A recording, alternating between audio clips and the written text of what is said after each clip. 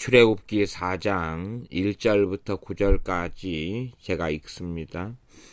모세가 대답하여 가로되 그러나 그들이 나를 믿지 아니하며 내 말을 듣지 아니하고 이르기를 여호와께서 내게 나타나지 아니하셨다 하리이다. 여호와께서 그에게 이르시되 너 손에 있는 것이 무엇이냐? 그가 가로되 비팡이니이다. 여호와께서 가라사대 그것을 땅에 던지라. 곧 땅에 던지니 그것이 뱀이 된지라. 모세가 뱀 앞에서 피하며 여호와께서 모세에게 이르시되 너 손을 내밀어 그 꼬리를 잡으라. 그가 손을 내밀어 잡으니 그 손에서 지팡이가 된지라.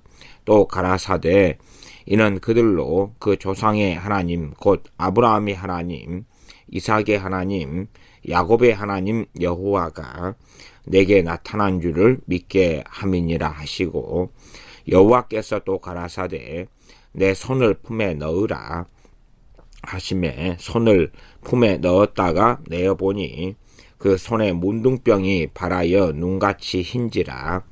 가라사대 너 손을 다시 품에 넣으라 하시매 그가 다시 손을 품에 넣었다가 내어보니 손이 여상하더라. 여호와께서 가라사대 그들이 너를 믿지 아니하며 그 처음 이적의 표징을 받지 아니하여도 둘째 이적의 표징은 믿으리라. 그들이 이 두 이적을 믿지 아니하며 너 말을 듣지 아니하거든 너는 하수를 조금 취하여다가 육지에 부으라. 너가 취한 하수가 육지에서 피가 되리라. 아멘. 모세가 하나님께 실상은 내가 가기 싫습니다 라는 이야기를 돌려서 4장 1절에 모세가 대답하여 가로되 그러나 그들이 나를 믿지 아니하며 내 말을 듣지 아니하고 이르기를 여호와께서 내게 나타나지 아니하셨다 하리이다. 모세가 이스라엘 백성들에 대하여서 그들이 너가 한 말은 거짓말이다. 하나님께서 너에게 나타나신 것이 아니다. 라고 반대할 거다는 이야기를 하나님께 말씀을 드립니다.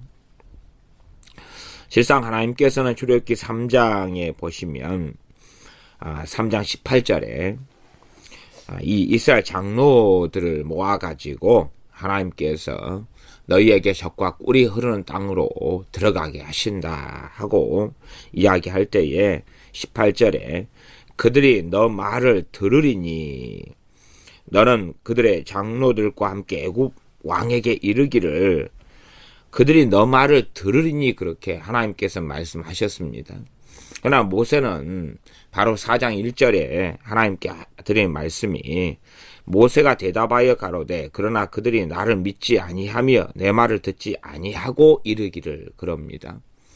물론 또한 나아가서 이 4장 10절에 미리 보면 모세가 여호와께 고하되 주여 나는 본래 말에 능치 못한 자라 주께서 주의 종에게 명하신 후에도 그러하니 나는 입이 뻣뻣하고 혀가 둔한 자니이다.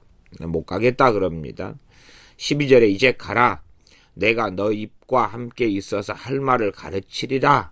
13절에 모세가 가로되 주여 보낼 만한 자를 보내소서.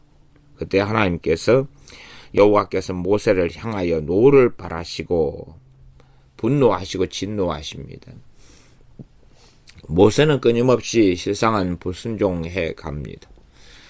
나아가서 이 4장에 어떤 사건도 벌어지냐 하면 모세가 하나님께서 지금 함께 하시면서 시간을 주고 계십니다. 충분하게. 그러나 24절에 보면 4장 24절입니다. 여호와께서 길의 숙소에서 모세를 만나사 그를 죽이려 하시는지라. 왜 그러시냐 그러면 모세 강팍함 때문에 그렇습니다. 마지못해서 하나님의 이 진노 때문에 가긴 합니다. 그러나 모세는 자신의 아들들에게 할례도 행하지 않고 있는 상황입니다.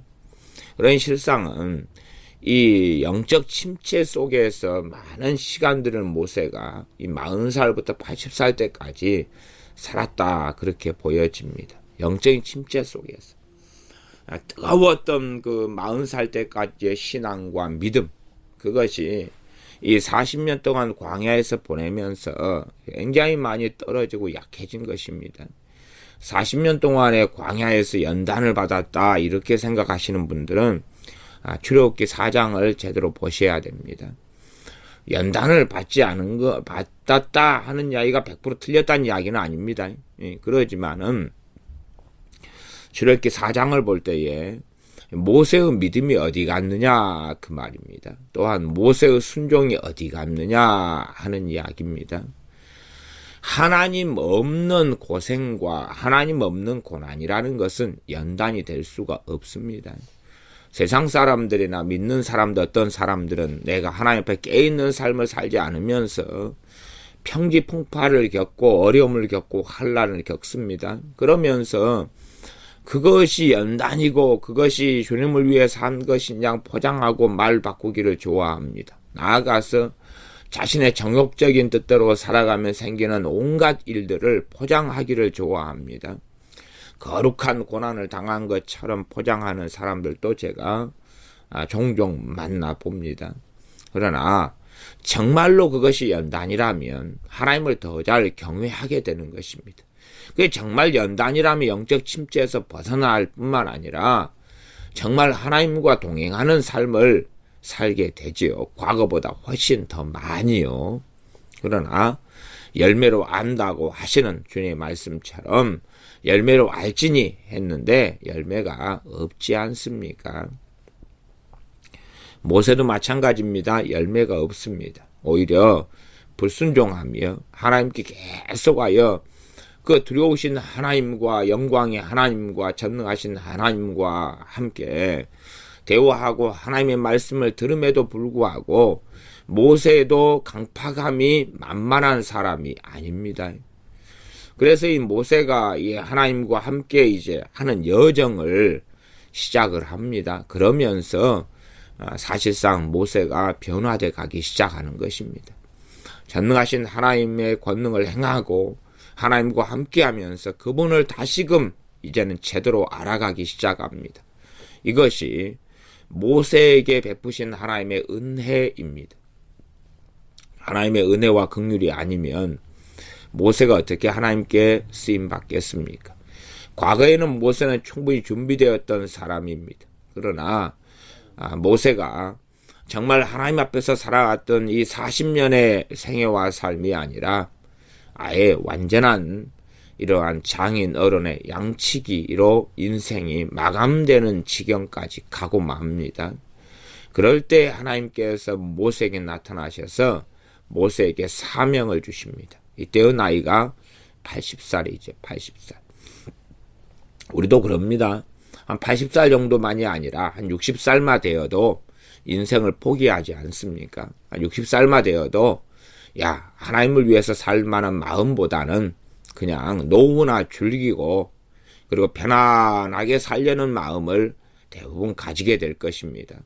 하물며 80살인데 죽을 날이 이제 다 됐는데 하나님께서 사명을 주시는데 얼마나 그것이 자신이 감당할 만한 자신감도 없고 또한 살아왔던 대로 그냥 살고 싶은 것입니다. 우리는 내 익숙한 환경을 떠나고 싶어 하지 않습니다. 그냥 사는 대로 살고 싶어 하지요. 더군다나 나이가 들면 들수록 점점 변화를 싫어하게 되어집니다. 그러나 주님을 위해서 나그네 인생을 살아가는 사람들은 변화도 감당해야 하고 변화가 쉬운 건 아니고 환경의 변화나 여러 가지 결정이나 선택들이 쉬운 건 아니지만 심지어 80살이 되었다 할지라도 다시금 하나님께로부터 사명을 받는다면 그 길을 걸어가야 하는 것입니다. 하나님께서 80살이 된 모세에게 사명을 자꾸 주시고 말씀하시는데 모세는 불신앙적으로 지금 하나님께 말씀하고 있습니다. 하나님께서는 일단은 일시적으로라도 이스라엘의 장로들이 너 말을 들을 것이다 그랬는데 모세는 안 들을 겁니다. 그럽니다. 물론 이스라엘 사람들 강파감이야 유명하기 때문에 모세도 충분히 경험하였습니다. 그래서 자신의 동족 때문에 모세는 도망하게 되는 것입니다. 충분히 자신의 동족들이 얼마나 강팍한지 모세가 눈이 뜨게 된 것입니다. 그전에는 내 동족을 사랑해서 과거에 40살 때 이야기지요. 정말 사랑하면 되지. 내 동족을 너무 사랑해. 하나님 백성 이스라엘 민족을 너무 사랑해. 그랬는데 그들에게 발등이 찍히고 나니까 눈이 뜨게 되지요. 그들의 진실한 정체가 무엇인지. 하나님께 선택하신 하나님의 백성은 맞는데 하나님의 백성으로 살지 않는 그러한 강팍한 이스라엘을 경험합니다. 모세가 경험했을 때의 40살 때에도 이스라엘 백성들은 말할 수 없는 환난과 고난을 당합니다. 그러나 그들의 환난과 고난을 하나님께서는 감찰하시거나 살펴주시거나 그들의 부르짖음이 하나님께 상달된 것은 결코 아닙니다. 언제냐 하면 모세가 80살이니까 그때 이후로 40년이 더 흐른 다음이라 하는 것입니다. 왜냐하면 이스라엘 백성 그만큼 강팍하기 때문에 그렇습니다.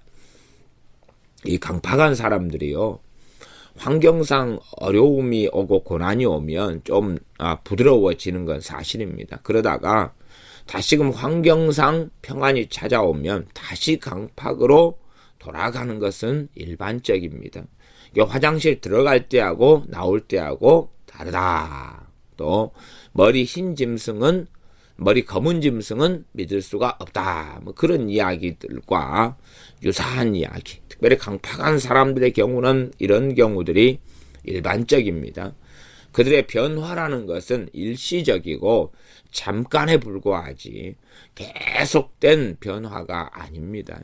단지 그냥 마지못해 어쩔 수 없어 잠깐 동안 이렇게 갈대처럼 마음이 좋은 쪽으로든 나쁜 쪽으로든 특별히 안 좋은 쪽으로 돼 있는 사람이 좋은 쪽으로 전향을 좀 합니다. 잠깐 동안. 그러다가 다시 제자리로 돌아가는 것입니다. 개가 토하였던 것을 다시 먹고 돼지가 씻었다가 도로 누웠다 하는 말씀이 저희에게 응하였도다 하는 베드로 사도가 전하는 말씀처럼 어떤 사람들이 잠깐 성령 역사하시고 은혜를 받은 다음에 변화된 것처럼 보일 수 있다 그 말입니다. 그러나 잠깐 지난 다음에 다시 제자리로 돌아가 버립니다. 단지 하나님의 은혜만 즐기려 할 뿐이지 그러지 자신의 삶이 하나님 앞에서 변화되고 달라져야 한다는 것 자체를 생각하지도 그리고 그러한 하나님의 말씀에 순종하며 변화된 삶을 사는 것 자체가 그들의 마음 자체가 없습니다. 단지 나 예수님 믿었어 영접했으니까 또 이렇게 행복한 삶, 평안한 삶, 즐거운 삶을 살면 되지. 예전에 저희 교회 집사님이었던 분, 지금은 이제 교회를 안 다니시는데 집사님이었던 분이 그랬습니다. 무당 같은 일을 하고 살았는데 어느 때 이제 저희가 만나서 예수님을 전하고 복음을 전하고 감사하게 성령 충만을 받게 되었습니다. 예수님을 믿으면서 성령 충만을 받았어요. 그래서 참 과거에 무당 같은 일들을 하고 삶을 살아왔던 분에게 하나님께서 참 크게 만나주시는구나. 그리고 이제 이제 앞으로의 삶이 참 많이 변화되겠구나. 그렇게 기대를 했었습니다. 방언도 뭐 그때 다 받고. 근데 이 큰 성령 충만을, 큰 은혜를, 이 3주든가 되니까 다 까먹어 버리는 것입니다. 다 까먹어 버려요. 그리고 다시 제사도 지내고 막 이렇게 하는 것입니다. 우상숭배도 다시 하고.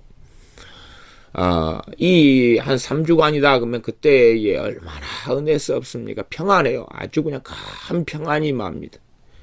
그러니 즐기고 지내는 것입니다.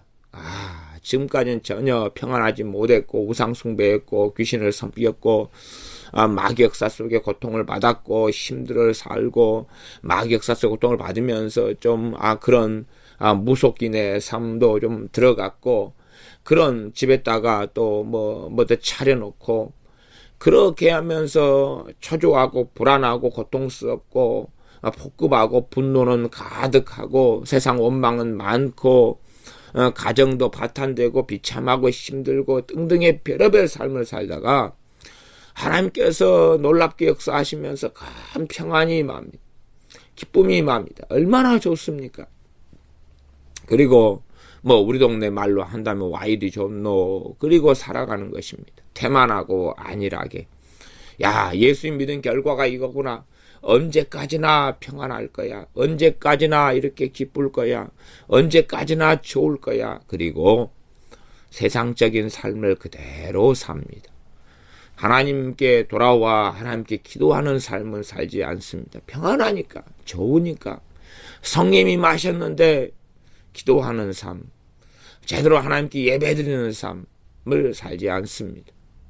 그리고 이것은 계속 되는 거 아니겠어? 그런 식의 생각, 그런 식의 마음가짐이었던 것 같습니다.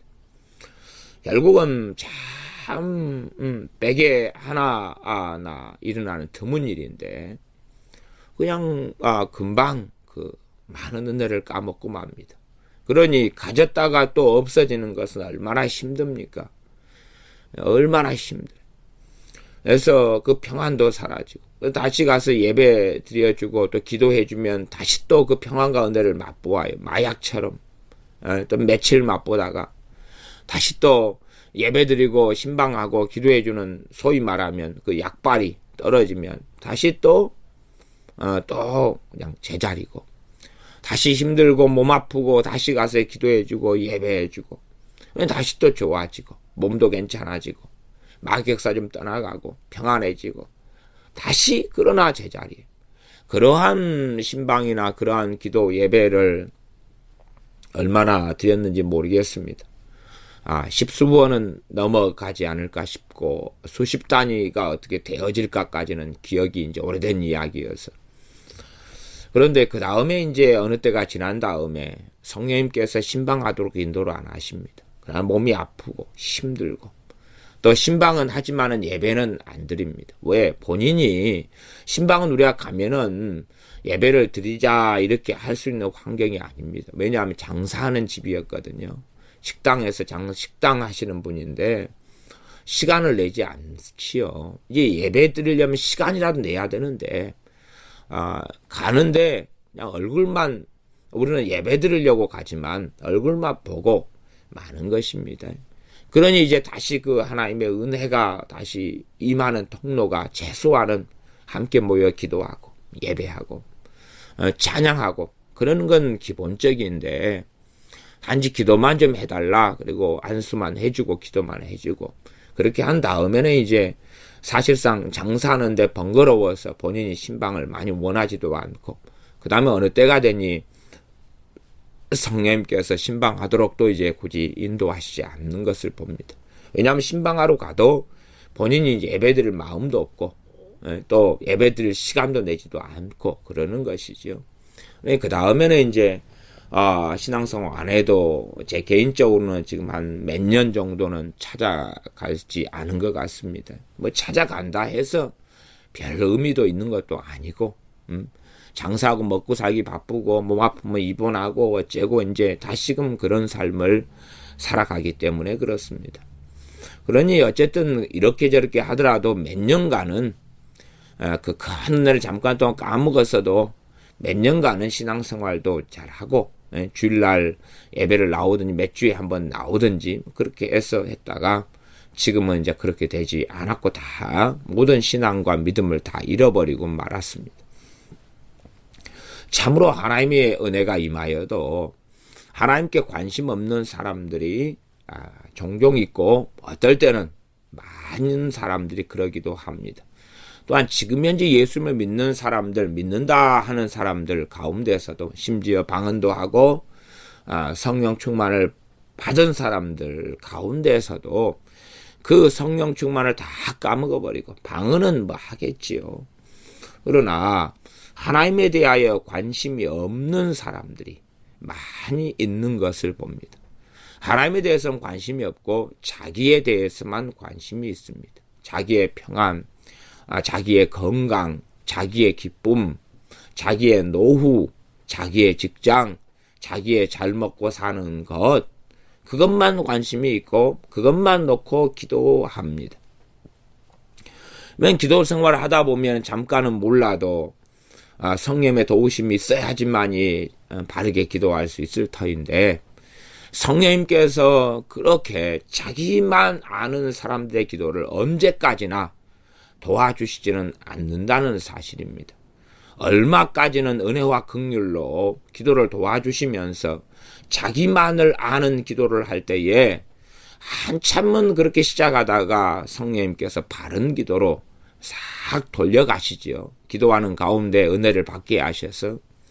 그러나 그렇게 성령님께서 바른 기도로 돌려가시고 바꿔 가시는데도 자신의 의지와 자신의 마음과 자신의 생각을 따라서 그 성령님께서 바꿔 가시는 바른 기도로 전향을 하지를 않습니다. 바꾸지를 않고 다시금 기도만 하면 다시 정욕적이고 육적이고 자기만 아는, 하나님을 알아가며 하나님을 섬기기 위한 기도가 아니라 자신의 평안과 안위를 위한 기도로 다시 돌아서고 돌아섭니다. 다시 기도할 때 성령님이 도와주셔서 바른 기도로 또 돌리고 이끌어 가셔도 그 다음에 전혀 요디부동 변하려고 하지 않습니다. 단지 성령님께 이끌어 주시는 기도 때문에 좋고 감사하고 또 기도도 잘 되고 재미나고 기도도 열매 응답도 좀 있고 그러니 야 이것도 좋아 하고 성령님께서 기도를 도와주실 때에 바른 방향으로 전향을 하지 않습니다.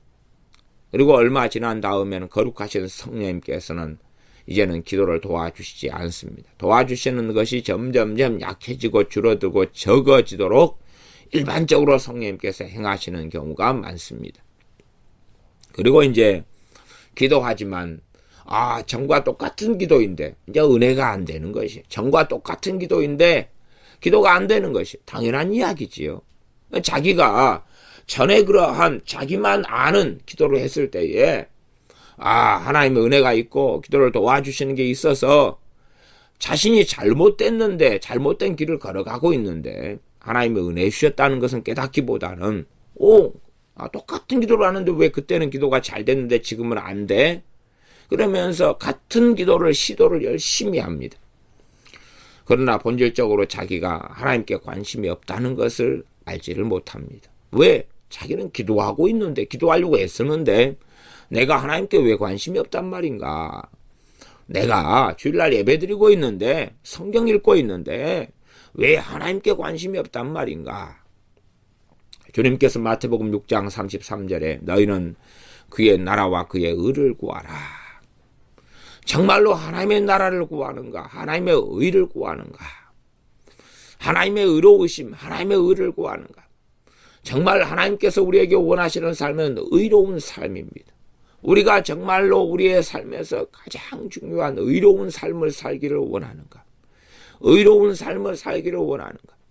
하나님의 나라를 구하는가? 정말로 하나님께서 기뻐하시는 삶, 하나님께서 통치하시는 삶, 또한 많은 사람들에게 하나님께서 주인 되시는 삶, 하나님이 영광 받으시는 삶, 하나님만이 높아지시는 그러한 나라, 그러한 하나님의 나라를 구하는 것. 그런 것을 사실은 구하는 사람은 믿는다는 사람들 가운데서도 별로 없습니다. 하나님의 나라에 대하여 무관심하고 단지 죽은 다음에 가는 하나님의 나라 천국만 바라볼 뿐이지, 이 땅에서 하나님의 나라의 도래, 이 땅에서 하나님의 뜻이 이루어지기를 원하는 것, 이 땅에서 하나님이 높아지시며 영광 받으시기를 원하는 것, 그것이 마음속에 심령 속에 대부분 없다는 사실입니다. 모세는 이스라엘 백성이 얼마나 강팍한지를 경험했습니다. 그래서 모세는 그 자신의 경험에 근거하여 이야기합니다. 4장 1절 모세가 대답하여 가로되 그러나 그들이 나를 믿지 아니하며 내 말을 듣지 아니하고 이르기를 여호와께서 너에게 나타나지 아니하셨다 하리이다. 하나님 말씀의 정면으로 대응합니다. 하나님께서는 3장 18절에 그들이 너 말을 들으리니 그랬는데 모세는 안 들을 겁니다. 그럽니다. 왜냐하면 모세는 나름 지혜로우니까 자신의 경험에 비춰보면 이스라엘 백성들은 내 말을 믿지 않을 사람들입니다. 라고 정면으로 합니다. 하나님께서는 그래서 모세에게 이 기적을 행할 이런 권능을 지팡이를 통해서 주십니다. 물론 제가 믿기로는 모세가 이렇게 하나님께 불신앙으로 이야기 안 했다 할지라도 하나님께서는 정말 모세에게 이러한 이 모세가 잡은 지팡이를 통하여서 기적과 권능을 행할 이런 능력을 주셨을 거라 저는 믿고 생각합니다. 왜냐하면 모세가 생각하는 것처럼 그렇게 이스라엘 백성은 강팍하기 때문에 그렇습니다. 그러나 이스라엘 백성이 강팍한 것하고 모세가 하나님의 말씀을 정면 반박하면서 자기 생각으로 자기 지혜로 하나님께 말하는 것하고는 또 다른 이야기입니다. 그러하면 한편으로 우리는 이 출애굽기 3장 4장부터 시작해서 이제 모세가 믿음으로 장성했다가 다시금 성장했다가 이 미디안 광야로 간 다음에 얼마나 이 모세가 믿음이 없게 되었고 하나님을 떠나게 되었고 또한 영적인 침체 속에서 살게 되었는가. 그리고 이 모세가 40살 때까지 하나님 믿고 알고 그리스도를 위한 능력을 받기를 선택했다 할지라도 실상은 모세의 믿음이 그렇게 우리가 현대의 관점으로 혹은 욥기의 관점으로 내가 하나님에 대하여 귀로만 들었사옵더니 이제는 눈으로 보았나이다. 정말로 눈으로 본 것 같은 생생한 그 하나님과 함께하는 삶은 알지 못했다는 사실입니다. 욥처럼 귀로만 듣는 삶, 그 정도에서 멈췄던 것이지요. 이제는 그러한 모세가 이 여정들을 통하여 어떤 믿음의 사람이 되는가, 어떤 사랑의 사람이 되는가. 한편으로 모세는 이스라엘 백성에 대해 환멸을 느꼈지 않겠습니까? 그런 이스라엘 백성에 대하여 모세는 사실상은 그렇게 크게 그들을 위하여 살고자 하는 마음도 없고 그들을 위하여 헌신하고자 하는 마음도 없는 것을 봅니다. 하나님의 이 말씀에 하나님의 무엇보다 하나님께서 진노하시기 때문에 이것이 무서워서 이 길을 걸어가는 모세가 됩니다. 이러한 모세가 어떠한 여정을 통해서 변화되어 가는가, 어떻게 이제 더 놀라운 믿음의 사람이 되는가. 그전에도 믿음으로 살았던 이력이 있습니다만은 그러나 그 다음엔 다 잃고 까먹었지요. 근데 어떻게 다시 영적으로 회복할 뿐만 아니라 과거보다 더 40살 때까지보다 더 하나님을 위해서 사는 사람이 되는가, 하나님을 정말로 사랑하는 사람이 되는가. 이러한 모세를 추적해보고 살펴보는 건 정말 가치 있을 것 같습니다. 4장 2절에 여호와께서 그에게 이르시되 너 손에 있는 것이 무엇이냐. 그가 가로되 지팡이니이다. 여호와께서 가라사대 그것을 땅에 던지라. 곧 땅에 던지니 그것이 뱀이 된지라. 모세가 뱀 앞에서 피하매. 이 지팡이 모세가 항상 들고 다니던 지팡이입니다. 이 사막에서 또 광야에서 양을 치는 사람들은 이 지팡이를 항상 가지고 다녀야 됩니다. 이것으로 이 사막의 무서운 야생 짐승들과 싸우고 또한 양을 지키고 염소를 지킵니다. 무기로도 함께 사용합니다. 날카로운 칼 같은 것이 얼마나 드물었습니까? 나중에 이스라엘 나라에서도 사울이 왕이 되었을 때도 이 칼을 가진 사람이 거의 없었습니다. 그것을 우리가 성경에서 확인합니다. 그러니 이러한 철병기를 가진다는 것은 시대 상황상 거의 불가능한 이야기입니다. 그래서 이러한 아주 튼튼하고 굵으면서 최대한 너무 무겁지 않으면서 적당하면서 또 튼튼한 이러한 지팡이를 만드는 것이 이러한 유목민들 같은 경우에 중요한 일이 됩니다. 그래서 모세가 들고 다니던 지팡이가 있었습니다. 이 지팡이를 던지라 했을 때에 지팡이가 뱀이 됐는데 모세가 뱀 앞에서 피하며 그럽니다.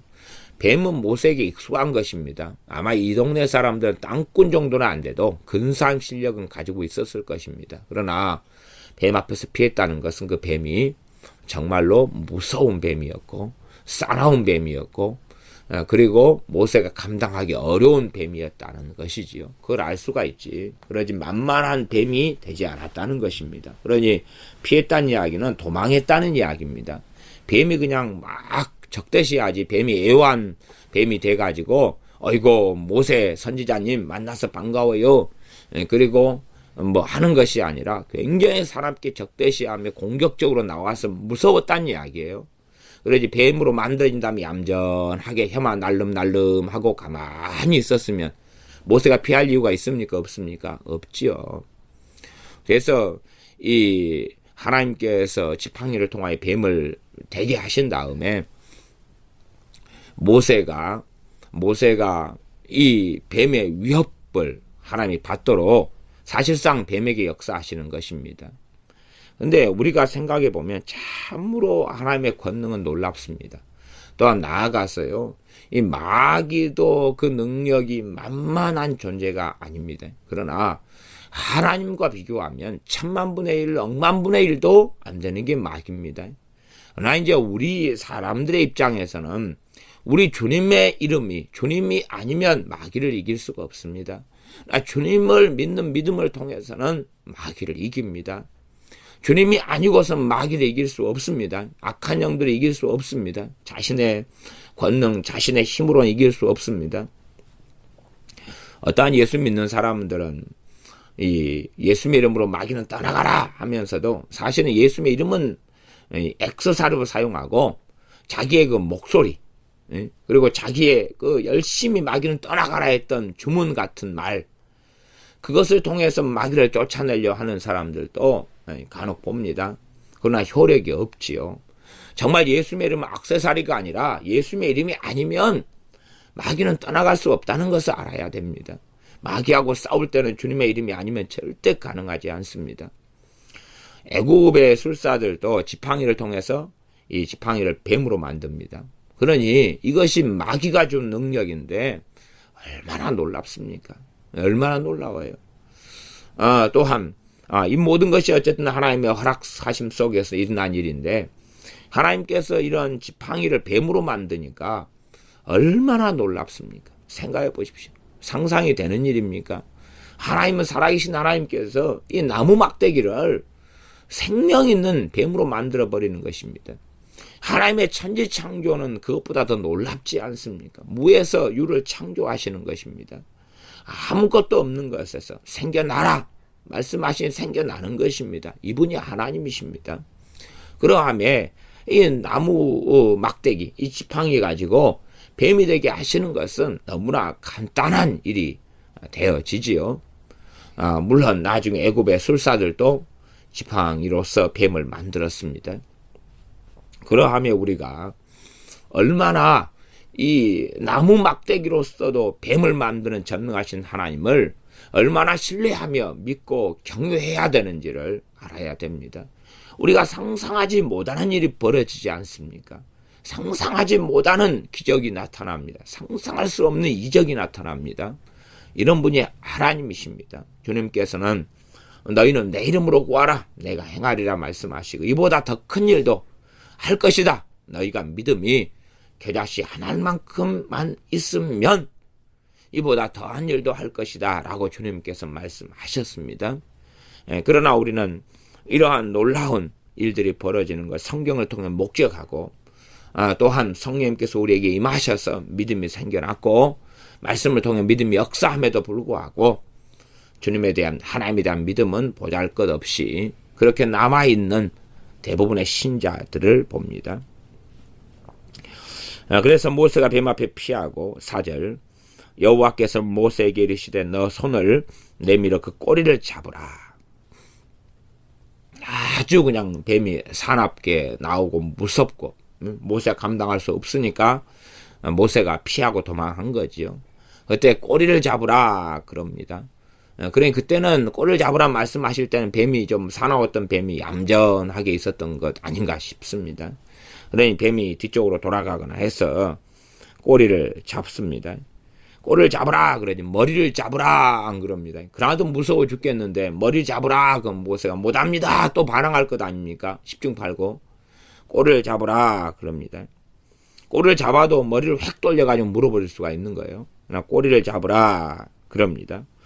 그가 손을 내밀어 잡으니 그 손에서 지팡이가 된지라. 지금 하나님께서 모세에게 한참 눈높이를 맞춰주고 계십니다. 모세의 불신앙에도 불구하고 지금 봐주고 계시는 것입니다. 5절 또 가라사대 이는 그들로 그 조상의 하나님 곧 아브라함의 하나님 이삭의 하나님 야곱의 하나님 여호와가 너에게 나타난 줄을 믿게 함이니라 하시고 믿음에는 그래도 뭐가 큰 도움이 됩니까? 이 표적과 기적과 이적이 도움이 됩니다. 그러나 표적과 기적과 이적이 나타난다 해서 다 또 믿는 것은 아닙니다. 표적이 나타나고 기적이 나타날 때에 그것을 가지고 믿음이 생겨나는 경우가 아주 많습니다. 그러나 안 생겨나는 경우도 아주 많고요. 그 다음에 표적과 기적과 이적이 나타날 때에 그것을 이용하여서 하나님을 조롱하거나 하나님을 이용하고 조종하려는 사람들도 아주 많습니다. 자, 그런 이적이 나타났어? 그러면 나 지금 돈 필요해. 돈 만들어내나 봐. 응? 내게 행복을 줘봐. 내 모든 삶을 제자로 돌려놔봐. 나 마약 중독자인데 그래서 이혼했고 가정 깨졌고 다 인생 파탄 났는데 내 어릴 때부터 공부도 안 하고 조폭으로 깡패 살다가 마약 중독자 내가 비참하게 됐는데 내 건강 다 회복시켜놓고 내 가정 다 회복시켜놓고 그 다음에 내 공부 못하고 하나도 못 배웠는데 다 잘 배우게 만들어놓고 박사위까지 내놔봐. 그런 식이지요. 내게 행복을 만들어내놔봐. 그런 사람들입니다. 그런 이들이 많이 있습니다. 그래서 6절에 여호와께서 또 가라사대 너 손을 품에 넣으라 하시매 손을 품에 넣었다가 내어보니 그 손에 문둥병이 발하여 눈같이 신지라. 두 번째 기적, 두 번째 이적을 행하도록 하십니다. 이제는 손을 품에 넣었다가 빼니까 문둥병이 발하고요. 다시 7절 가라사대 너 손을 다시 품에 넣으라 하시매 그가 다시 손을 품에 넣었다가 내어보니 손이 여상하더라. 여상하더라 그 말은 이전과 똑같았다 그 말입니다.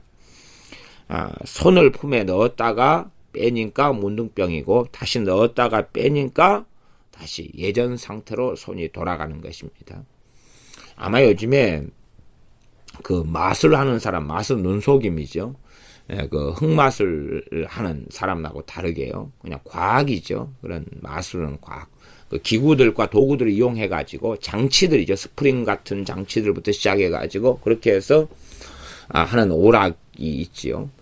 그러한 걸 통해서는 요즘에 익숙한 사람들은 모세가 손을 품에 넣었다가 빼니까 문둥병이 들고 넣었다가 빼니까 다시 제자리로 돌아 깨끗해지는 것을 볼 때에 그냥 너 속임수 썼지 그럴 겁니다. 요즘에는 이 속임수를 쓰는 마술에 우리가 익숙하니까 그러하지요. 그러나 당시에는 뭐 그런 것은 없었으니까 그대로 본대로 그대로겠지요. 우리도 간혹 가다가 우리 여수 지역에서는 이제 버스커 공연이라고 이제 이런 거리 마술 이런 공연들도 하고 그 다음에 노래 가수들 불러가지고 길거리 가수들 불러서 공연도 10월 달까지는 했었습니다. 그러니까 참 그런 이제 거리 공연 같은 거 보면은 이 마술을 하는 눈속임 많은 사람들이 실력이 굉장히 뛰어난 사람들이 간혹 오거든요. 뭐 카드 같은 거 뭐 이런 것 가지고 하면 아무리 정말로 정밀하게 코앞에서 관찰을 열심히 하는데도 눈속임을 얼마나 잘하는가. 그냥 와 어떻게 저들은 지금 뭐 술사들이 가지고 있는 그런 게 아니잖아요. 그냥 과학입니다. 과학. 주술하고는 틀립니다. 과학이에요. 과학인데 그 과학인데 기구들 장치들을 사용하고 있는 거예요 지금. 이게 트럼프나 카드 같은 것이라면 그것에가 무슨 장치가 돼 있는데 이렇게 보고 저렇게 봐도 무슨 장치가 돼 있는지를 모르겠어요. 알 수가 없어요. 그래서 얼마나 그냥 그럼 여러 번 구경을 했는데 아무리 앞에서 비밀을 한번 찾아내 봐야지 그래도 찾아낼 수가 없어요. 그래서 저 사람들은 참 저 사람들 나름대로 참 이 연습을 많이 하고 공부를 많이 했구나. 요즘에는 그러한 이 눈속이 많은 이러한 기구들이나 이런 것이 돈을 좀 한 10,000원이나 20,000원 주면 살 수 있습니다. 이런 것을 우리 동네는 무슨 축제 같은 데 할 때 되면은 이렇게 눈속이 많은 도구들 같은 것을 팝니다. 팔아서 그걸 가지고 이제 오락을 하도록 그렇게 하는 경우들이 있습니다. 하지만은 모세가 행했던 것은 그런 눈속임이 아니라 진실로 손이 문둥병이 되었다가 손이 깨끗해진 그런 경우였습니다. 그래서 우리가 하나님께서 5절에 아까 보았죠. 너에게 나타난 줄을 아브라함이 하나님, 이삭이 하나님, 야곱의 하나님 여호와가 너에게 나타난 줄을 믿게 함이니라. 믿게 하려고 그렇다. 믿게 하려고 그렇다. 그래서 우리가 행하는 기적이나 표적이나 이적이 믿음을 도와주는 부분이 있습니다. 우리 주님께서도 표적과 기적과 이적을 행하시면서 그것을 보았지요. 요한복음 보면은 주님께서 가나의 혼인잔치에서 물로 포도주를 만드는 기적을 행했습니다. 그때에 요한복음에 기록되기를 그들이 믿었다. 그것을 보고 우리 주님을 믿었다. 그럽니다. 제자들이요.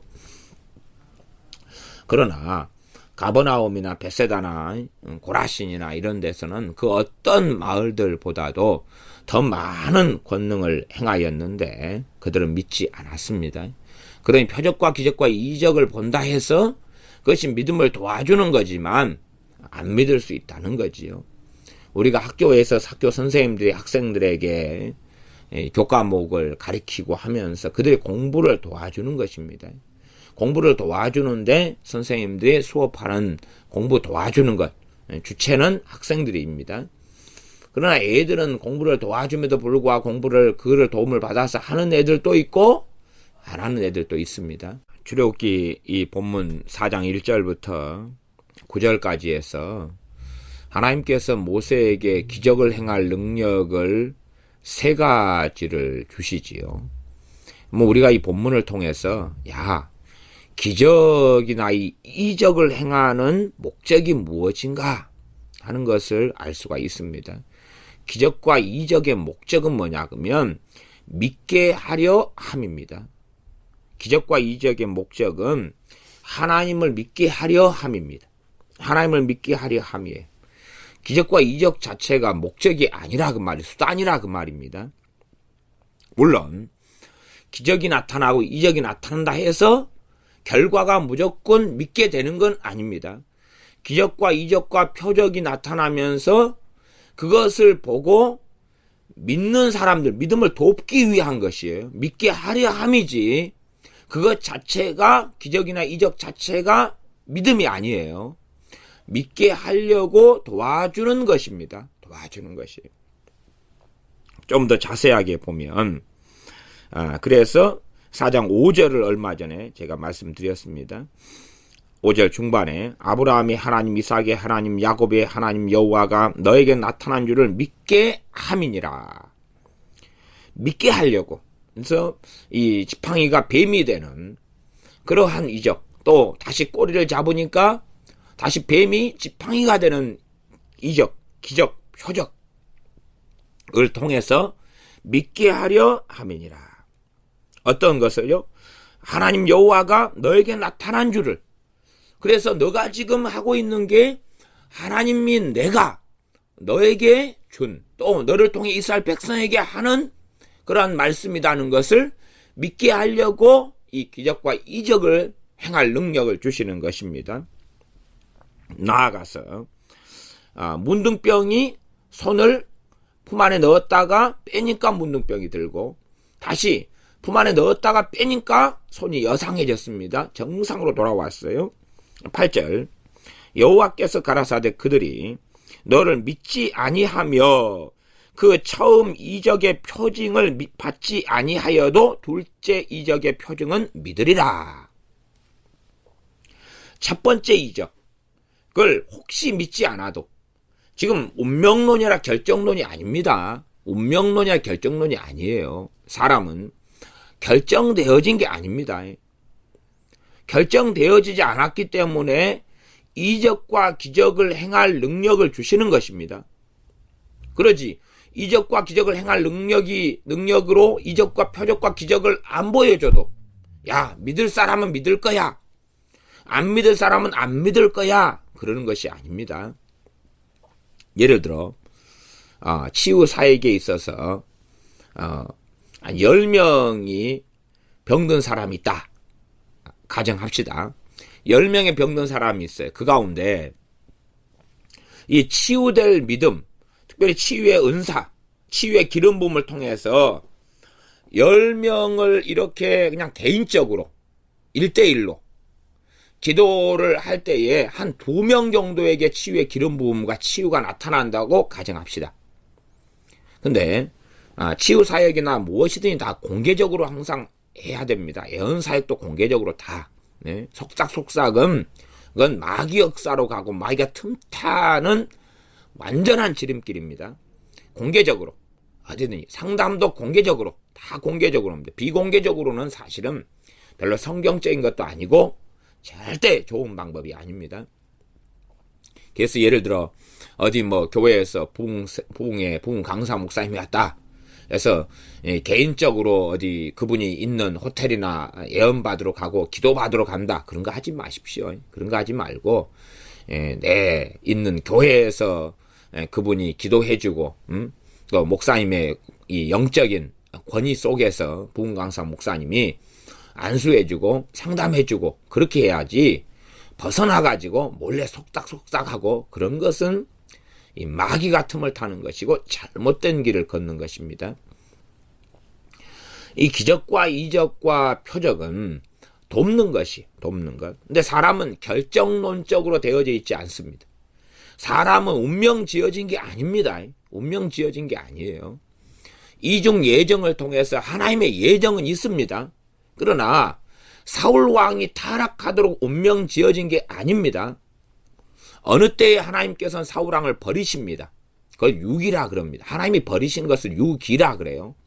이중 예정에서 바르게 이중 예정을 해석할 수도 있어요. 예정과 유기입니다. 그러나 잘못된 이중 예정에 대한 그러한 칼빈주의의 이중 예정 있어요. 그러나 그런 해석도 굉장히 많습니다. 그러니 우리가 똑같이 이중 예정을 무조건 공격해야 될 부분이 아니라, 왜? 이중 예정이라는 건 성경에 있는 것입니다. 유기는 하나님이 버리시는 것입니다. 하나님 버리시는 이야기가 성경에 여러 번 나옵니다. 그러나 그 하나님의 버리심을 운명적으로 생각해가지고 밑도 끝도 없이 하나님이 아무나 그냥 하나님 맘대로 버려버려, 그것은 하나님의 의에, 하나님의 공의에 어긋나는 것입니다. 그 하나님을 이해하지 못하고 알지 못하는 어리석은 자들이 생각하는 것입니다. 하나님의 예정도 운명론적인 예정, 그런 쪽으로 가버리면 잘못된 것입니다. 하나님께서 기적을 행할 능력을 모세에게 주셔서 이스라엘 백성의 믿음을 도와주려고 하는 것입니다. 운명 지어졌다면 도와줄 필요가 없지요. 그냥 믿을 사람은 믿고 안 믿을 사람은 안 믿을 테니까. 과거에 우리나라는 이러한 잘못된 운명론이 예정론으로 둔갑하여서 참 많이 가르쳤습니다. 제 기억에 제 모교에 물론 제가 3번째 다녔던 교회지만은 가장 오래 다녔고, 그리고 세례도 거기에서 받았고, 그 다음에 청년회 회장도 하고, 이렇게 성가대도 몇 년 하고, 또 중고등부 이런 반사부터 했던, 오래 있었던 교회니까, 제게는 사실상 세례받은 교회니까 모교회입니다. 5살 때부터 몇 년간 그런 이 교회 다녔던 교회, 가정집을 교회로 해서 다녔던 교회가 있었고, 옛날 70년대 이야기입니다. 그 다음에 천막교회를 초등학교 때까지 오래 다녔고, 그 교회가 없어져가지고, 이제 천막교회로 했던가, 그래, 천막에, 허허 벌판에 있었던 천막, 바람 불면 막 날아다니는 이런 천막에서 예배를 몇 년간 드렸었고, 그 다음에 이제, 합동인데, 그래서 그 목사님께서 총신대 출신이신데, 뭐 특별하고 뭐 이상한 건 아닙니다. 전반적으로 그랬다 그 말이 옛날 이야기 하면 목사님께서 강단에서 그렇게 가르치셨어요. 전도하지 마세요. 그리고 왜냐하면 여러분의 전도를 통해서 하나님을 괴롭게 합니다. 제가 직접 들은 그 목사님 설교니까요. 왜 괴롭게 하냐 그러면 하나님께서 구원받을 자는 예정해 놓으셨는데 구원받을 자는 여러분이 전도 안 해도 구원받습니다. 또한 하나님께서 멸망될 자를 예정해 놓으셨는데 육이지요. 멸망될 자를 예정해 놓으셨는데 멸망될 자로 예정됐는데 육이인데 여러분이 전도하면 어떻게 하란 말입니까? 멸망받아야 될 사람이 전도해가지고 믿어야 한다는 이야기입니까? 안 믿어야 한다는 이야기입니까? 결론은 안 믿게 될 텐데 하나님을 당신들이 복잡하고 힘들게 만드는 것입니다. 그렇게 그 설교를 제가 들었을 때가 아마 87년 정도 되었던 것 같습니다. 87년인가 8년. 그러니 그렇게 사실상 뭐 우리 중년의 세대에게는 오래된 이야기도 아닙니다. 88년이다 치면은 지금 뭐 응답하라 뭐 1988인가 뭐 그런 거 지금 하지 않습니까? 그런 것처럼 오래된 이야기가 아닙니다. 정말 오래된 이야기처럼 보이지만 이제 중년이나 노년의 세대에게는 엊그저께 같은 이야기입니다. 그런데 그때의 이런 극단적인 이러한 총신대니까 칼빈주의이고 그러니 극단적인 예정론이라고 하지만은 사실은 운명론을 가르쳐 왔던 경우는 많습니다. 최소한 출애굽기 4장을 또한 4장만이 아니라 뭐 성경 66권 전반적으로 보면 예정론 자체가 운명론이 아니다. 그 정도 결정론이 결코 아니다. 하나님께서 결정해 놓으신 이러한 성경 66권에 나중에 하나님이 직접 되어질 일에 대해서 말씀해 놓으신 부분이라 할지라도 그 가운데도 상당히 유도리가 있다는 것을 알 수가 있습니다. 그냥 매달 며칠 정해진 문제가 아니라는 것이에요. 그래서 주님께서도 환난의 날들이 감해지도록 너희가 기도해라. 기도하면 환난의 날들이 감해지고 기도하지 않으면 감해지지 않는다. 그 환난 날들이 감해지지 않으면 그때 당대의 세대에는 아무도 구원받지 못한다 하는 심각한 말씀을 주님이 하셨습니다. 그러면 우리가 기도하면 날들이 감해지고 기도하지 않으면 안 감해집니다. 마지막 때의 대환란을 기점으로 중심으로 하는 주님의 말씀입니다. 그럴진데 정말로 운명 지어진 것은 결정 지어진 것은 어디 얼마나 있겠느냐 하는 것입니다. 친히 우리 주님께서 하신 말씀들 가운데도 결정 지어진 것 가운데서도 유도리가 있어요. 유도리가 플러스 마이너스가 있다는 사실입니다. 그럴진데 성경을 하나님의 예정론을 자기 마음대로 이야기해가지고 운명론이나 결정론으로 가리키면 안 됩니다. 제가 저야 뭐 장로교 목사이고 또한 지금은 합동 측 신학교를 나왔기 때문에 제가 다녔던 신학교나 교수님들이 사실 예정론을 가리키실 때에 바른 성경의 예정론이 아니라 운명론을 가리키셨습니다. 저는 그런 미안한 이야기입니다만은 알미니안의 예정론을 저는 반대합니다. 반대합니다. 물론 그 이단이나 사입이라고 보지는 않습니다. 그러나 성경적으로 틀렸다. 근데 저는 명백하게 말씀드립니다. 그래서 이 칼빈주의적인 예정론을 저는 믿습니다. 그런데 이중 예정으로 흘러가 버리고 잘못된 부분의 예정론은 전혀 인정할 수 없습니다. 신학교를 다니는 가운데 이러한 이중 예정, 잘못된 운명론으로 가리키는 그러한 예정론 때문에 제가 참 저를 번잡하게 하며 고민되게 하며 힘들었던 시절들이 있습니다. 그러면서 한때는 예정론을 버려버리려고 마음먹었습니다. 왜냐하면 이 예정론만 교수님들이 말하고 신학책을 읽어보면 이 성경하고 안 맞는 얼토당토하는 극단적인 이중 예정을 통해서 정말로 성경하고 안 맞는데 신학교에서나 교수님들은 다 이게 맞다고 가르치고 제가 볼 때는 말도 안 되는데 그러니 몇 년 동안 이 고생을 참 많이 했습니다. 그래서 이 예정론 가지고 하나님께 엎드리고 기도하고 했을 때도 있습니다. 어쩌죠 너무 심각하게 되어서 하나님께 하나님 도대체 이 예정론이 도대체 어떤 것이길래 예정론에 대한 책은 가능한 대로 구해가지고 신학교 도서관에서 제가 도서관 사서도 했었기 때문에 많이 예정에 대한 책이 많이 있는데 신학책들을 막 이리저리 많이 섭렵하고 읽었습니다. 읽어도 궤변이 너무 많고 그 다음 결국 결정론이 너무 많고 말은 예정이다 그러놓고 운명론이 너무 많고 이런 사변들이 너무 많아서 참 골머리를 앓아서 그래서 하나님 도대체 예정이 무엇이간데 이렇게 그냥 복잡하고 그 다음에 정말 힘듭니까? 번뇌를 일으킵니까? 그럴 때 성령님께서 그때 제게 말씀해 주신 게 있어요. 기본적으로 그냥 제 틀을 깨버리는 그런 음성이었는데 너희는 시간과 공간에 갇혀 있지만 나는 시간과 공간에 갇혀 있는 이가 아니다.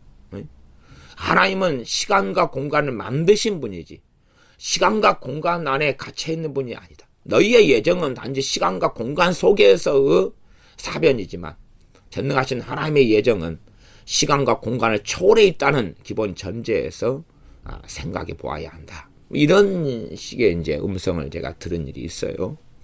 그 다음에 이제 제가 생각했던 이런 번뇌가 많이 거쳐졌어요. 그러지만 완전히 그것 가지고는 해결을 다 볼 수 없지요.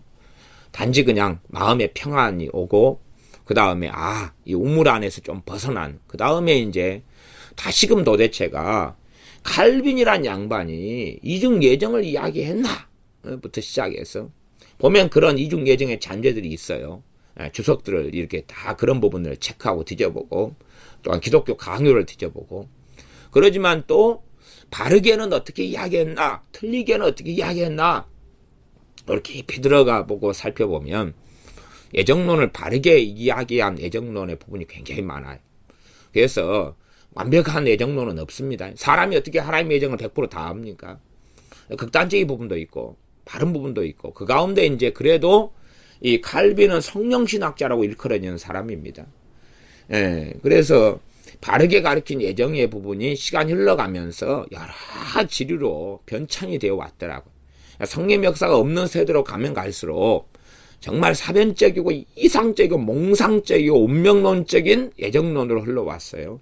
그다음 성령 충만한 사람들은 바르게 이해하는 개혁주의 예정론을 바르게 이해하는 가운데 있었던 사람들이 있어 왔었고요. 어쨌든 뭐 방대한 예정론에 대한 이야기는 다룰 수가 없고 여러분이 최소한은 이 예정이라 하는 것은 운명지어진 것은 아니라는 것을 아셔야 됩니다. 누구 안에서요? 우리 주 예수님 안에서의 예정입니다. 예수님 밖에서의 예정이 아니라 주 예수님 안에서의 예정이니까 여러분이 말씀 안에서의 예정이라는 걸 아셔야 됩니다. 이렇게 저렇게 결정된 게 아니라 하나님 말씀이 바로 예정의 본질이라는 걸 아셔야 돼요. 하나님 말씀이 너희가 믿으면 구원을 보리라 그랬으면 예정은 그것입니다. 그냥 최소한 이해하기 쉽게 간단한 이야기만 좀 한다면 믿으면 구원 받는다. 그러면은 안 믿으면 구원 안 받는다. 그 예정이에요. 말씀 안에서 예정이에요. 누구는 구원 받기로 그렇게 예정된 게 아니에요.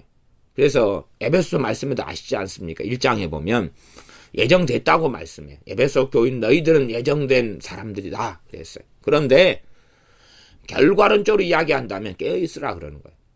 마귀가 너희를 틈을 타고 들어오고 마귀의 공격을 받는다. 너희가 근신하고 깨어있어야 한다는 그러한 전체적인 이야기입니다. 뭐 우리는 예정됐다. 그러니까 결국은 죽을 때도 그리스도인으로 죽을 거야. 죽을 때도 당연하게 끝까지 믿음을 지켜가지고 천국에 갈 거야. 그렇게 말하지만 예정된, 그래서 예수님을 믿은 에베소 교인들과 하나님의 자녀들에게 너희가 예정해서 하나님을 너희가 불렀어. 하나님께 너희를 선택하고 불렀어. 그러니까 너희는 하나님께 영광 돌려야 돼. 예정론의 핵심 포인트는 뭐냐 하면 하나님의 은혜고, 하나님의 긍휼이고, 하나님의 자비고, 하나님께 영광을 돌려야 돼. 너희의 스스로 의지와 너희의 선택과 너희의 힘과 너희의 결심과 결단으로 예수를 믿게 된 게 아니야 하는 것입니다. 그렇기 때문에 이 알미니안주의나 웨슬리안주의로 갈 때에 그러한 위험성이 굉장히 많습니다. 내가 결단과 내 의지와 선택으로 나는 믿는 거야 하는 것으로 흘러간다면 참으로 그런 부분에서 균형되게 바르게 해석해야 돼요. 극단은 정말로 조심해야 됩니다. 어떤 신학이든 완벽한 신학 자체는 없습니다. 웨슬리안이든 칼빈주의든 간에 완벽한 것 자체가 없습니다. 사람이 만들어낸 그 완된 것은 하나님 말씀 66권만이 완전할 뿐이고 그에 대한 해석으로서 신학이 나오는 건데 한계들이 다 있습니다. 그러나 그 가운데 역사적으로 하나님의 사람들은 많이 있어 왔고 그러면 다 버려야 된다. 뭐 다 신학은 문제가 있다. 그렇게 생각하는 사람들은 나만이 하나님의 사람이다 하니까 이단 교주가 되는 것하고 똑같은 것입니다. 하나님의 사람들이 역사적으로 살아왔고 그들은 성경을 해석해 왔고 그들을 통해 교리가 또한 신학이 만들어져 왔습니다. 그러함에 그 가운데 하나님의 사람들을 통하여서 이어져 온 이런 교리들을 살펴보면서 청교도들이나 뭐 조나단 에드워드나 알시죠? 최근의 사람은 마틴 노이 존스나 이런 찰스 스펄전이나 무디나 뭐 얼마나 하나님의 사람들이 역사적으로 많이 있어 왔습니까? 그러함에 그런 것을 다 부정해버린 어리석은 사람들이 된다면 나만이 하나님의 사람이다. 나만이 깨어있다. 나만이 성령 역사가 있다. 이런 이 사이비들이 현 시대에는 정말 많습니다. 역사를 부정해버리고 역사의 주인이 하나님이시고 성령님께서 믿는 자들 속에 지금까지 역사에 오셔서 그 열매를 맺어내 오셨다는 것을 부정해버리는 어리석은 길로 들어서서는 안 될 것입니다. 그래서 에베소 1장에는 하나님께서 너희를 예정하셨다. 계속 나오면서 그러면서 너희가 하나님 앞에서 똑바로 살아라. 너희가 하나님을 경외하고 바르게 섬겨라 하는 내용들이에요. 요약하자면. 왜냐하면 그렇지 않으면 너희가 하나님에게서 떨어지니까. 예정됐다는 것이 하나님이 너를 선택했으니까 너는 끝까지 천국 가. 그런 것으로 성경에 나와 있질 않아요. 최소한은 에베소서 정도 보면 예정이 최고 많이 나오는 성경 중에 하나니까요. 로마서하고. 그러니 여러분들이 잘 그런 부분 앞뒤꼭지를 가지고 살펴보시면 압니다. 그러지 하나님이 너를 예정했어. 그 다음에 그러니 너희는 뭐 괜찮아. 항상 괜찮고 항상 좋고 항상 잘못된 길을 갈 위험 자체가 없어. 그런 식으로 해석하는 사람들은 잘못된 길을 걸어가는 사람들이 됩니다. 그래서 이적과 기적, 표적의 목적, 이유가 이 출애굽기 4장에가 있다는 것을 우리가 알 수가 있습니다. 그것은 믿게 하려고 하는 것입니다. 믿는 데 도움을 주는 것입니다. 표적과 기적을 주시는 것이. 그래서 4장 8절에 보면 여호와께서 가라사대 그들이 너를 믿지 아니하며 그 처음 이적의 표적을 받지 아니하여도, 이게 처음 이적의 표적을 받아들이면 뭐가 생깁니까? 믿음이 생기지요. 기적과 이적을 보고 믿는 믿음은 한계는 있습니다. 명백하게. 왜? 말씀을 통한 믿음이 본질이에요. 말씀을 통한 믿음이 본질이고 기적과 이적과 표적을 통한 믿음은 사실은 저는 그렇게 생각해요. 마중물 정도다. 마중물. 마중물은 아시죠? 지금에는 잘 없는 펌프인데요. 사막 같은 데 가면 옛날 펌프, 마중물을 필요로 하는 펌프들이 간혹 설치되어 있고 놓여 있는 경우가 있습니다. 그 물을 하나를 놔둬요. 그러면은 그 물을 부어야 돼요. 먼저 이 펌프 속에 물을 넣어야지만이 그 물이 이제 마중물이 돼가지고 펌프가 작동하면서 물을 끌어올려요. 어떤 사람은 너무 급하다고 마중물을 마셔버리면 그 다음에 물이 더 많이 먹을 수도 없고 그 다음에 그 다음 사람들이 마중물이 없기 때문에 물을 끌어올릴 수가 없게 되기도 합니다. 옛날 그 펌프 중에 그런 게 있습니다. 어쨌든 마중물이다. 마중물 같은 거라고 보여져요. 그러지 믿음의 본질이 이 표적과 기적을 통한 믿음은 아니에요. 표적과 기적을 받아들이니까 믿음이 생기긴 하는데 마중물이에요. 정말로 믿음의 본질과 핵심은 말씀을 통해 난 믿음이에요. 믿음은 들음에서 나며 들음은 그리스도의 말씀으로 말미암느니라. 우리 주 예수님의 말씀이 믿음을 생성해내고 만들어내고 하는데 본질이 되어집니다. 하나님의 말씀은 진리고 그러니 하나님의 말씀만이 사실상 본질이 된다는 이야기와 같습니다. 그러나 사람들은 단지 계속하여 어린아이 신앙에서 머물는 사람들은 표적과 기적과 이적을 통한 믿음에서 머물려 하고 그것을 나는 믿습니다 하고 믿음인 양 착각합니다. 그러나 그것은 마중물에 불과한 것입니다. 그것 가지고는 이 믿음의 기간이 오래될 수 자체가 없습니다. 그러지 물을 이 바가지를 가지고 10년을 쓸 수가 있겠습니까? 물 한 바가지 가지고 한 달을 쓸 수가 있겠습니까? 그러지 않지요. 표적과 기적을 통한 믿음이라는 것은 일시적인 믿음이다. 저는 그렇게 말씀드려요. 일시적인 믿음, 오래가는 믿음이 아닙니다. 일시적인 믿음이에요. 그러니 하나님께서 이스라엘 백성이 광야에 나온 다음에 매일 만나를 주십니다. 만나를 주셔요. 그것은 하나님의 말씀으로 살아야 한다는 걸 가르치려고 하시기 위함이고 또한 만나를 매일 기적적으로 주시면서 그들의 일시적인 믿음을 유지해 가시는 것입니다. 그러나 그렇게 하시면서 신의 산으로 데려가시고 거기에서 하나님께서 율법을 모세를 통하여 주십니다. 이 율법의 말씀을 통하여 이제는 정말로 일시적인 기적과 이적과 표적을 통한 믿음이 아니라 말씀에 근거한 믿음으로 전향하기를 바라셨던 것입니다. 그러나 이들은 끊임없이 이 표적적인 믿음만을 바라고 삽니다. 그래서 유대인들은 표적을 구하고 헬라인들은 지혜를 구한다. 그럽니다. 그러나 우리는 십자가에 못 박히신 예수 그리스도를 증거한다. 말씀에 근거한 믿음. 십자가에 못 박히신 그리스도께서 하신 말씀에 근거한 믿음을 증거하는 것입니다. 말씀을 증거해야지만이. 그래서 사도 바울이 두람노에서 서원을 세워서 말씀을 밤낮 없이 강론하고 했던 것처럼 말씀을 통해서 주님께서 기적을 행하시고 이적을 행하셨습니다. 그러나 이것은 마중물 같은 것이어서 이것을 받아들이지 않을 사람들도 있고 받아들이는 사람들도 있다는 사실이지요. 다시 4장 8절 여호와께서 가라사대 때 그들이 너를 믿지 아니하며 그 처음 이적의 표징을 받지 아니하여도 둘째 이적의 표징은 믿으리라. 일시적인 믿음입니다. 표적을 통한 일시적인 믿음이에요. 이 믿음을 통해서 병이 치유될 수가 있습니다. 그래서 앞에서 했던 이야기를 이어서 하자면 앞에 10명을 안수하고 기도했던 이야기 앞에 하다가 말았지요. 그러면 각자 이렇게 한 명씩 방에 들어가서 기도를 1대1로 했다. 그러면 단 한 명, 2명이 치유된다면 나머지 8명은 믿음이 없으니까요. 그런데 가장 믿음이 좋은 사람 1-2명을 먼저 기도를 해주면 믿음이 없는 사람들 가운데 어떤 마음이 열린 사람들은 믿음이 좋은 사람들, 믿음이 있는 사람들의 1-2명이 치유된 걸 보면서 믿음이 생겨납니다. 일시적인 믿음이라도 받게 됩니다. 그 다음에 이제 한 3-4명이 더 치유가 됩니다. 그럼 마지막에 3-4명, 1-2명 이런 사람 제일 강팍한 사람이 남아있죠.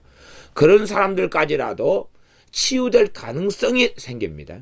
그러나 특별한 놀라운 은사가 아니고서는 그런 사람 10명 가운데 누가 정말로 믿음이 있는지 없는지를 이 분간해 내기는 어렵습니다. 그러나 거꾸로 정말 강팍한 사람, 강팍한데 많이 나쁜 사람을 먼저 기도해 준다고 합시다.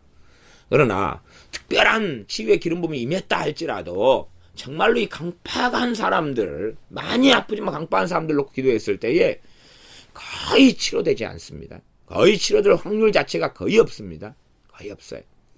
그들도 기도를 받을 때에 하나님께 마음을 열어야 되는데 때로는 불신자도 하나님이 치유시켜주는 경우도 많이 있습니다. 그러나 그들도 마음이 열려 있어야 돼. 최소한 하나님께는 아니어도 불신자니까 하나님 안 믿으니까 기도하는 주의 종에게라도 마음이 열려 있는 경우는 불신자도 치유를 받습니다. 그런데 이제 이 강팍한 사람들은 거의 잘 치유가 안 돼요. 하나님을 시험하는 마음을 가진 사람들, 고치려면 고쳐봐. 그럼 믿어줄게. 그런 거 있지요. 믿는 사람들도 그런 사람 참 많습니다. 그러면 그런 사람을 먼저 기도했을 때에 치유가 안 돼요. 안 되니까 중간에 어정쩡한 사람들은 아예 이 치유 쪽으로 마음이 갈 수도 있고 불신앙 쪽으로도 믿음 쪽으로 갈 수도 있고 불신앙 쪽으로도 갈 수 있는 사람들 가운데 어정쩡한 사람도 불신앙으로 가봅니다. 치유가 안 됩니다. 그 다음에 치유될 믿음이 있는 사람들이 한 2명 있다. 근데 그 중에서 1명 정도는 불신앙으로 돌아가 봅니다. 그러니 참이 치유 사역을 할 때에도 정말로 큰 지혜가 필요합니다. 그래서 정말로 치유될 사람들을 먼저 치유를 해야 돼요. 순서적으로 하는 문제가 아니라. 근데 많은 경우는 결국은 뭐 줄순 순서대로 해야 되니까 그래서 최대의 효과를 나타내기가 어려운 측면이 있지요. 그 다음에 마귀 역사 많고 강팍한 사람들 치유사역에 먼저 기도해주면 이 마귀 역사하고 영적 대결이나 충돌 상황이 벌어지는 경우도 있어요. 그래서 이 치유 사역자를 그 사람이 강팍할수록 마귀와 힘을 합세해가지고 사역자 주의 종을 공격해버리는 경우가 있습니다. 그래 되면 치유의 기름부음이 약해지거나 현재 떨어져 버려가지고 그 다음에는 치유가 별로 안 일어나는 경우들도 많이 있어요. 치유 사역은 참 이렇게 단순한 사역이 아니라 참 많은 것을 배워가야 되는, 단지 은사만 받아가지고 되는 것은 아닙니다. 은사만 받으니까 손만 얹으면 벌떡벌떡 일어나고 손만 얹으면 치유되고 그렇게 생각하는 사람은 정말 몰라도 한참을 모르는 사람들이니까 더 겸비해가지고 오랜 시간을 가지고 배워가셔야 됩니다. 그래서 하나님께서 그 처음 이적의 표징을 받지 아니하여도 둘째 이적의 표징은 믿으리라. 그게 이제 말씀에 근거한 게 아니라 표적과 이적에 근거한 믿음이니까 일시적인 것입니다. 그 일시적인 것이 마중물로 되어서 하나님을 참으로 믿는 믿음으로 나아갈 수도 있고 안 그럴 수도 있습니다. 9절 그들이 이 두 이적을 믿지 아니하며 너 말을 듣지 아니하거든. 앞에는 둘째 이적의 표징은 믿으리라 그랬어요. 그 다음에 그들이 이 두 이적을 믿지 아니하며 너 말을 듣지 아니하거든. 그리고 또 하나님은 앞에 말씀하고 다른 이야기를 하시는 것처럼 보입니다. 저는 이런 9절의 말씀을 모세가 이 두 가지 기적을 행할 능력을 주셨어도 그리고 하나님께서는 둘째 이적의 표징은 믿으리라 그랬는데 모세 안에 지금 불신앙이 계속 와 있단 말이에요. 안 가고자 하고 불순종하고자 하고. 그러니 모세 안에 마음속에 생각이 뭐겠습니까? 하나님 그래도 나는 안 갑니다. 그래도 그들은 이스라엘 백성 강팍해서 안 믿을 거예요. 그런 마음들을 계속 가지고 있다는 이야기입니다. 가지고 있어요. 그러니 모세가 4장 13절에 그러지 않습니까? 모세가 가로되 주여 보낼 만한 자를 보내소서. 이런 기적과 이적을 행할 권능을 모세에게 맡겨주셨는데도 보낼 만한 자를 보내소서라고 하나님께 반기를 드는 것입니다. 그러니 얼마나 모세가 믿음을 잃어버렸는지, 얼마나 불순종하게 되어버렸는지, 얼마나 영적으로 침체 가운데 들어가 버리고 위축돼 버리고 자신감을 잃어버리고 자신을 근거한 자신감이 아니라 하나님의 능력과 하나님을 믿는 믿음에서 나는 참된 이런 자신감을 상실해 버렸는지를 알 수가 있습니다. 그래서 9절에 모세 눈높이에 맞추어서 하나님이 하시는 말씀으로 제게는 보입니다. 그들이 이 두 이적을 믿지 아니하며 너 말을 듣지 아니하거든. 세 번째까지. 너는 하수를 조금 취하여다가 육지에 부으라. 너가 취한 하수가 육지에서 피가 되리라.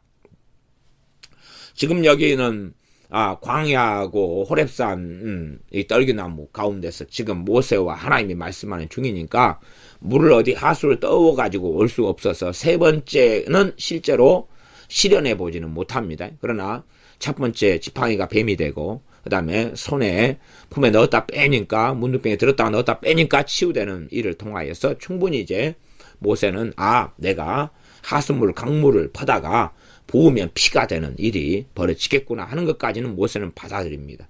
그러지만 사실은 이스라엘 백성에게 지금 모세가 행하는 너 기적을 통해서 그들이 믿어야 한다. 너희는 너를 받아들이고 내가 너를 보내고 내가 너에게 한 말을 믿게 될 것이다 했는데 정작 모세는 하나님 말씀 인정하면서도 실제로는 하나님을 믿지 않게 되는 자리에 있습니다. 불순종하는 자리에 있습니다.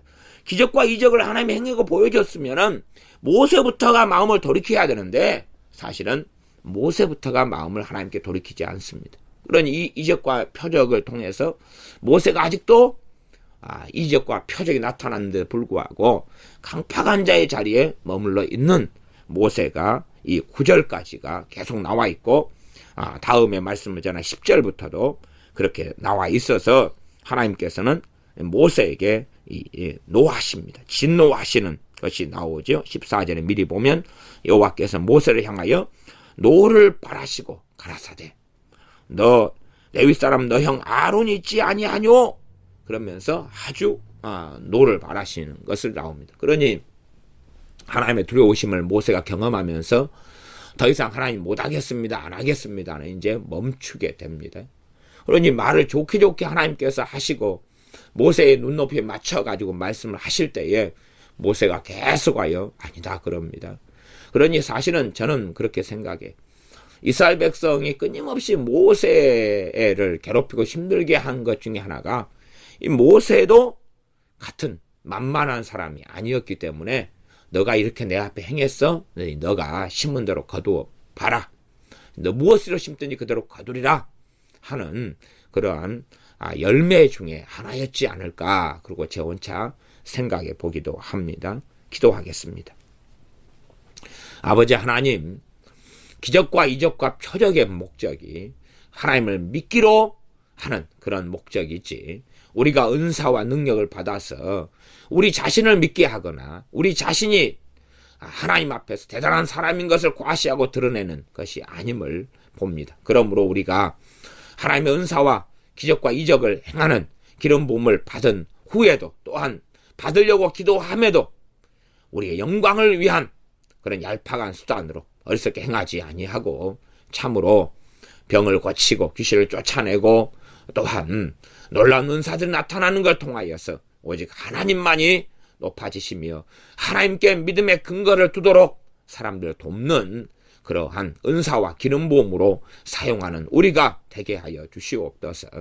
하나님께서 우리에게 부어주신 은혜와 은사들로 우리의 영광을 구하는 사람들이 아니라 하나님의 영광을 위하여 구하는 사람들, 우리가 유명해지기를 원하는 사람들이 아니라 무명한 사람들로 또한 없어져 버리는 사람들로 주는 흥하여야 하겠고 나는 쇠하여야 하리라 하는 세례 요한의 고백과 신앙처럼 참으로 우리에게 있는 성령의 은사들을 통하여 우리 자신이 결코 드러나지 아니하고 주님만이 드러나시며 주님께 믿음의 근거를 갖도록 하나님의 자녀와 백성들과 또한 불신자들을 돕고 섬기는 우리가 되게 하여 주시옵소서.